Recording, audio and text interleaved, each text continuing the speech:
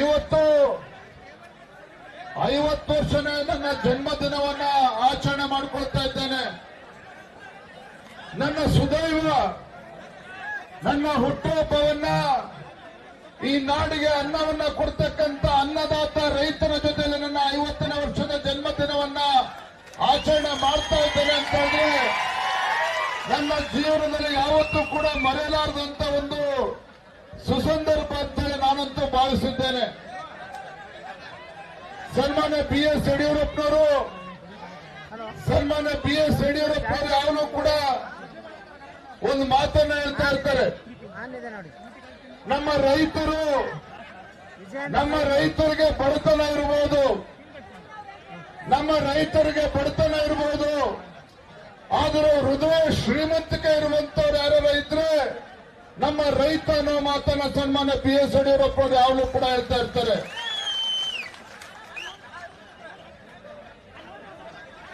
ನಾನಿವತ್ತು ಈ ವೇದಿಕೆಗೆ ನನ್ನನ್ನು ಕೂಡ ತಿಳಿಸಿದ್ದೇನೆ. ರಾಜಕಾರಣಿಯಾಗಿ ನಾನು ಈ ಒಂದು ಹೋರಾಟಕ್ಕೆ ಕಾಲಿಟ್ಟಿಲ್ಲ. ರಾಜಕಾರಣಿಯಾಗಿ ಶಾಸಕನಾಗಿ ಇವತ್ತು ಹೋರಾಟಕ್ಕೆ ಬಂದಿಲ್ಲ. ಬದಲಾಗಿ ಈ ನಾಡು ಕಂಡಂತ ಒಬ್ಬ ಧೀಮಂತ ಹೋರಾಟಗಾರ, ಈ ನಾಡು ಕಂಡಂತ ಒಬ್ಬ ಛಲಗಾರ, ಈ ನಾಡು ಕಂಡಂತ ಒಬ್ಬ ಅಪ್ರತಿಮ ರೈತ ನಾಯಕ BS ಯಡಿಯೂರಪ್ಪನವರ ಮಗನಾಗಿ ನಾನು ಇವತ್ತು ಕಬ್ಬು ಬೆಳೆಗಾರರ ಹೋರಾಟಕ್ಕೆ ನಾನು ಬಂದಿದ್ದೇನೆ.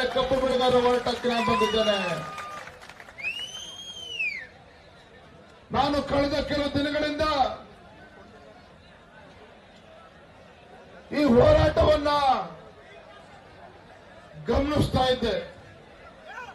2 ದಿನ ಆಯ್ತು, 3 ದಿನ ಆಯ್ತು.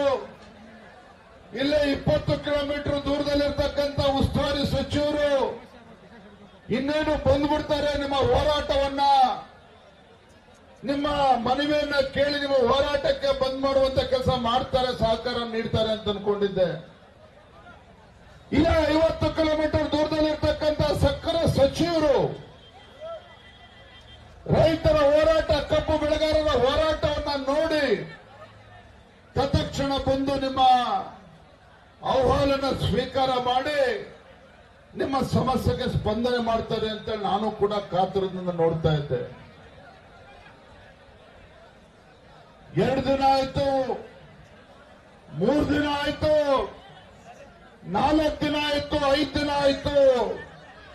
6ನೇ ದಿನಕ್ಕೂ ಕೂಡ ಕಾಲಿಟ್ಟಂತ ಈ ಹೋರಾಟ, ಕಬ್ಬು ಬೆಳೆಗಾರರ ಪ್ರತಿಭಟನೆ 6ನೇ ದಿನಕ್ಕೂ ಕೂಡ ಕಾಲಿಟ್ಟಾಗ ಯಾರು ಕೂಡ ಇಲ್ಲಿ ಕಿವಿ ಕೊಡ್ತಿಲ್ಲ, ರಾಜ್ಯ ಸರ್ಕಾರ ಇದ್ರ ಕಡೆ ಗಮನ ಹರಿಸ್ತಾ ಇಲ್ಲ ಅಂತ ಹೇಳಿದಾಗ ನನ್ನ ಹೃದಯ ಕೂಡ ಒಂದು ಕ್ಷಣ ಚುರುರಂತು. ಏನಪ್ಪ, ನಾಡಿಗೆ ಅನ್ನವನ್ನ ಕೊಡ್ತಕ್ಕಂಥ ರೈತ, ಕಬ್ಬು ಬೆಳೆಗಾರ ಇವತ್ತು ಬೀದಿಗೆ ಬಂದು ಪ್ರತಿಭಟನೆ ಮಾಡ್ತಾ ಇದ್ದಾರೆ. ರೈತರು ಇವತ್ತು ಹೋರಾಟವನ್ನು ಮಾಡ್ತಾ ಇದ್ದಾರೆ. ಬಿಸಿಲನ್ನು ಕೂಡ ಲೆಕ್ಕಿಸದಿದ್ದು ಹೋರಾಟ ಮಾಡ್ತಾ ಇದೆ ಅಂತ ಹೇಳಿದ್ರೆ ಈ ರಾಜ್ಯ ಸರ್ಕಾರಕ್ಕೆ ರೈತರನ್ನ ಕೂಗು ಕೇಳಿಸಿಲ್ಲ ಅಂತ ಹೇಳಿದ್ರೆ ನನಗನ್ನಿಸ್ತು ಎಲ್ಲೋ ಒಂದು ಕಡೆ ಅಧಿಕಾರದ ಮದ ಈ ಸರ್ಕಾರಕ್ಕೆ ಏರಿದೆ, ರಾಜ್ಯ ಸರ್ಕಾರಕ್ಕೆ ಏರಿದೆ. ಅಧಿಕಾರ ದರ್ಪದಿಂದ ಈ ರೀತಿ ಸಚಿವರು ಮತ್ತು ಶಾಸಕರು ಈ ರೀತಿ ನಡ್ಕೊಳ್ತಾ ಇದ್ದಾರೆ. ಇವತ್ತು ರೈತರ ಹೋರಾಟಕ್ಕೆ ಕಿಮ್ಮತ್ತು ಕೊಡ್ತಾ ಇಲ್ಲ ಅಂತ ನನಗೂ ಕೂಡ ಅನ್ನಿಸ್ತು. ಹಾಗಾಗಿ ಒಂದು ಕ್ಷಣನೂ ಕೂಡ ತಡ ಮಾಡಿದ್ದೇನೆ. ನಾನು ನಮ್ಮ ಪಕ್ಷದ ಎಲ್ಲ ಮುಖಂಡರ ಜೊತೆ ಚರ್ಚೆ ಮಾಡಿ ಇವತ್ತು ನಮ್ಮ ಕೆಲಸ ಕಾರ್ಯಗಳು ಎಲ್ಲವನ್ನು ಕೂಡ ಬದಿಗಿಟ್ಟು ಇವತ್ತು ಕಬ್ಬು ಬೆಳೆಗಾರರ ಹೋರಾಟಕ್ಕೆ ಬೆಂಬಲ ಕೊಡೋದಕ್ಕಿಂತ ಮತ್ತೊಂದು ದೊಡ್ಡ ಕೆಲಸ ಯಾವುದೂ ಇಲ್ಲ. ನಾನು ಕೂಡ ಗುರ್ಲಾಪುರಕ್ಕೆ ಬರಬೇಕು.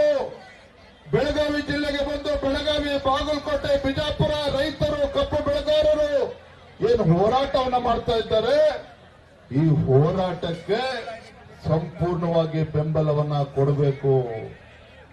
ಸಂಪೂರ್ಣವಾಗಿ ಕಬ್ಬು ಬೆಳೆಗಾರರ ಹೋರಾಟಕ್ಕೆ ಬೆಂಬಲವನ್ನ ಕೊಡಬೇಕು. ಅದರ ಜೊತೆಗೆ ಈ ರಾಜ್ಯ ಸರ್ಕಾರದ ಕಿವಿಯನ್ನ ಹಿಂಡುವಂತ ಕೆಲಸ ಮಾಡಬೇಕು, ರಾಜ್ಯ ಸರ್ಕಾರವನ್ನು ಎಚ್ಚರಿಸುವಂತ ಕೆಲಸ ಮಾಡಬೇಕು ಅಂತೇಳಿ ನಾನು ಕೂಡ ನಿನ್ನೆ ದಿನ ಆಲೋಚನೆ ಮಾಡಿ ನಿನ್ನೆ ಬೆಳಗ್ಗೆ ಎದ್ದು ಹೊರಟು ಬಂದಿದ್ದೇನೆ. ನನಗೆ ತುಂಬಾ ಸಂತೋಷ ಆಗಿದೆ. ನಮ್ಮ ಪತ್ರಿಕಾಗೂ ಮಾಧ್ಯಮದ ಸ್ನೇಹಿತರು ಇಲ್ಲೇ ಇದ್ದಾರೆ.